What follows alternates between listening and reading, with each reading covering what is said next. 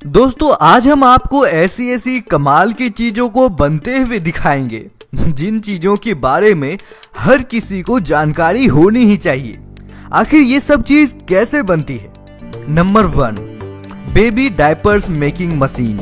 दोस्तों baby diapers बनाने के लिए इस मशीन में एक साथ दो खास तरह के रोल लगाए जाते हैं जिन्हें सेल्यूलस पल्स कहा जाता है। ये सेल्यूलस पल्स पॉलीप्रोपाइलीन और पॉलीथाइलीन से मिलकर तैयार किया जाता है। फिर बच्चों की यूरिन यानी कि पेशाब को एब्जॉर्ब करने के लिए इनके ऊपर दो सोडियम कैलकुलेट, लुगदी और पॉलिस्टर की ये मशीन प्रेस करके लगा देती है। फिर जब यह मशीन को एक डायपर्स का आकार देती है तो इसके एक एक पीस के रूप में तैयार कर इन बेल्ट्स के जरिए डायपर्स को आगे भेजने का काम करती है, जहां पर काम शुरू होता है इन डायपर्स के पैकिंग का। फिर इस डायपर्स को पैकिंग कर मार्केट में भेज दिया जाता है। Number 2, shampoo factory machine. दोस्तों बच्चा हो, बूढ़ा हो या फिर फिल्म स्टार सलमान खान, अक्षय कुमार या फिर माधुरी दीक्षित ही क्यों ना हो, हर किसी को अपने बालों की गंदगी को साफ करने के लिए, अपने बालों को मुलायम रखने के लिए, सॉफ्ट और चमकीला बनाए रखने के लिए शैम्पू का इस्तेमाल करना जरूरी होता है। पर दोस्तों इस बात की जानकारी किसी को भी नहीं होता कि जो शैम्पू का प्रयोग बाल की सफाई के लिए, धोने के लिए करते हैं वो शैम्पू हमारे बाल को लाभ पहुंचाएगा या नहीं। यानी यह शैम्पू जो लगा रहे हैं ये नुकसान पहुंचाएगा या फिर फायदा करेगा। दोस्तों आज मैं आपको फैक्ट्री में शैम्पू बनने का फॉर्मूला बताने जा रहा हूं। दोस्तों शैम्पू बनाने के लिए सबसे पहले टब में पानी को भरकर cetyl alcohol, citric acid, shampoo को कलर देने के लिए पिगमेंट्स और यूरिया डालकर ठीक रूप से उसे मिला दिया जाता है। फिर एक कन्वेयर बेल्ट पर शैम्पू के बोतलों को रखकर आगे भेजा जाता है। फिर इन बोतलों में शैम्पू भरकर इन शैम्पू से भरी हुई बोतलों को कन्वेयर बेल्ट के जरिए आगे भेजा जाता है। फिर इन बोतलों पर ढक्कन लगाकर बंद कर बेल्ट के सहारे आगे भेजा जाता है। फिर कंपनी वालों के द्वारा अपनी अपनी कंपनी का मुहर इस बोतल पर चिपका दिया जाता है। तो दोस्तों इस प्रकार से इस शैम्पू को फैक्ट्री में तैयार किया जाता है। Cloth factory making. दोस्तों आप मार्केट से लेडीज के कमीज का कपड़ा, कुर्ती और सलवार का कपड़ा, जर्सी, शॉल, बेड की बड़ी बड़ी चादरें, हर तरह के सूती कॉटन कपड़ा को खरीद कर लाते हैं। तो आपके मन में कभी भी ऐसा सोचे नहीं आई होंगी कि कपड़ा आखिर फैक्ट्री में कैसे बनती है।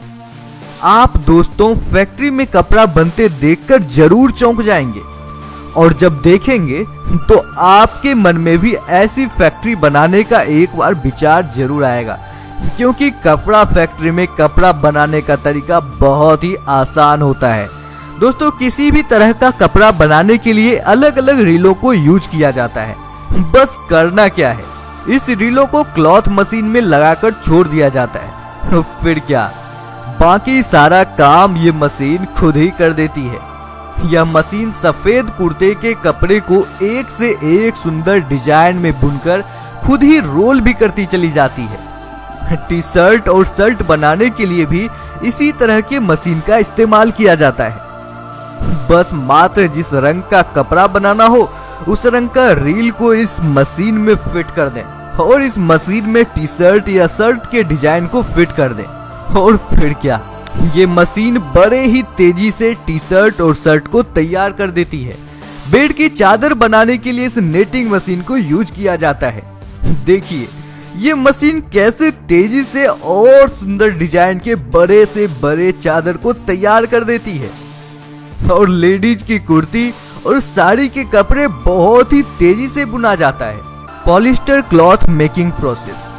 दोस्तों आज के आधुनिक युग में प्लास्टिक के बने नए नए कपड़े बड़े ही ज्यादा पॉपुलर हो रहे हैं, जो कि रिजेक्ट प्लास्टिक को फिर से रिसाइकिल करके कपड़े बनाए जाते हैं। दोस्तों यह बात आपको सुनने में कुछ अजीब लगता होगा, पर मैं आपको इस खराब प्लास्टिक से कपड़े बनने का प्रोसेस दिखाता हूँ।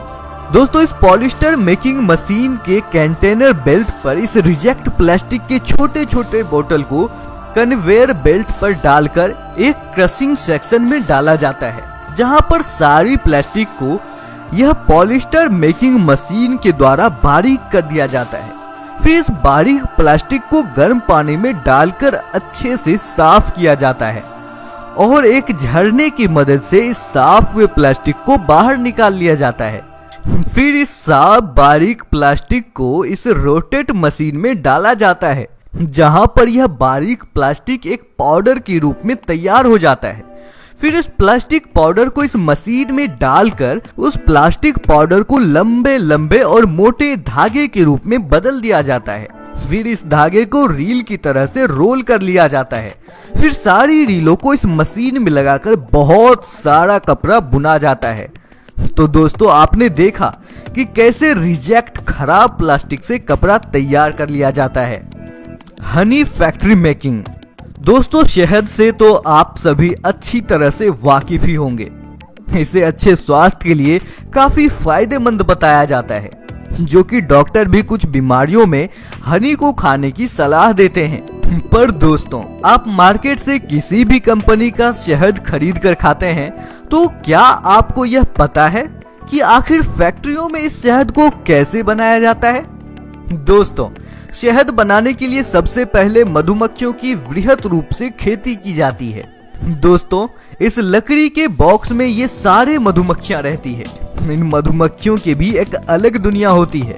एक रानी मधुमक्खी होती है, उसके पास रक्षा करने के लिए सिपाही मधुमक्खियां चारों तरफ से घेर कर रहती है, और यह सिपाही मधुमक्खी फूल से रस चूस कर लाती है और इस लकड़ी के बॉक्स में उस रस को इकट्ठा करती रहती है, और धीरे धीरे यह मधुमक्खी छत्ते को शहद से भर देती है। और फिर मधुमक्खी पालक इस मधुमक्खी को धुआं से हटाकर इस छत्ते को मशीन में घुमाकर सारा शहद निकालकर फिर उस छत्ते को पुनः से उसी लकड़ी के बॉक्स में रख दिया जाता है। इस तैयार मधु को इस कांच के बोतल में भरकर बोतल को मशीन के द्वारा सील करके कंपनियां अपनी अपनी मोहर लगाकर बोतल पर चिपका देती है। इस प्रकार से फैक्ट्री में शहद को तैयार किया जाता है। दोस्तों, अगर आपको शहद खरीदने का जरूरत हो तो मैंने डिस्क्रिप्शन में लिंक दे दिया है, आप वहां से खरीद सकते हैं। अगला है fair and Lovely cream making process. दोस्तों, क्या आप जानते हैं कि फैक्ट्रियों में फेयर एंड लवली क्रीम आखिर कैसे बनाई जाती है? दोस्तों, रंग को गोरा करने के ख्याल से अक्सर लड़कियां फेयर एंड लवली क्रीम को यूज करती है, पर इस क्रीम को लगाने से पहले पता होना चाहिए कि ये क्रीम आखिर फैक्ट्री में कैसे बनाई जाती है। दोस्तों, फेयर एंड लवली क्रीम को तैयार करने के लिए कई चीजों की जरूरत होती है। Distilled monoglycerides, citric acid, cetyl alcohol, stearyl alcohol, butylated hydroxytoluene, carbopol, glycerin, mineral oil, methyl paraben, aloe vera और वाटर। दोस्तों, फेयर एंड लवली क्रीम बनाने के लिए पहला प्रोसेस में दूध को यानी कि मिल्क में डाला जाता है। फिर इस दूध को मिनरल वाटर में डाला जाता है। फिर इस मिक्सचर मशीन में फेयर एंड लवली के सभी इंग्रेडिएंट्स को डाला जाता है। फिर इस मिक्सचर मशीन को अच्छे से चलाकर अच्छे से ग्राइंड करके क्रीम का रूप दे दिया जाता है। फिर एक ऐसे मशीन को प्रोसेस में डाला जाता है जिससे कि यह क्रीम फेयर एंड लवली के बॉक्स में आसानी से भरी जा सके। दोस्तों, यह मशीन फेयर एंड लवली का ट्यूब बॉक्स में फेयर एंड लवली पेस्ट को भरकर कन्वेयर बेल्ट के जरिए क्रीम को आगे प्रोसेस में ले जाया जाता है। वहां यह फेयर एंड लवली के ट्यूब पैकेट को सील कर दिया जाता है। फिर यह कन्वेयर बेल्ट के जरिए आगे का प्रोसेस हो जाता है, जहां इस क्रीम को कागज के बॉक्स में पैक कर दिया जाता है और इस प्रकार से फेयर एंड लवली तैयार करके मार्केट में भेज दिया जाता है। अगर अभी तक आपने इस वीडियो को लाइक नहीं किया है तो लाइक कीजिए।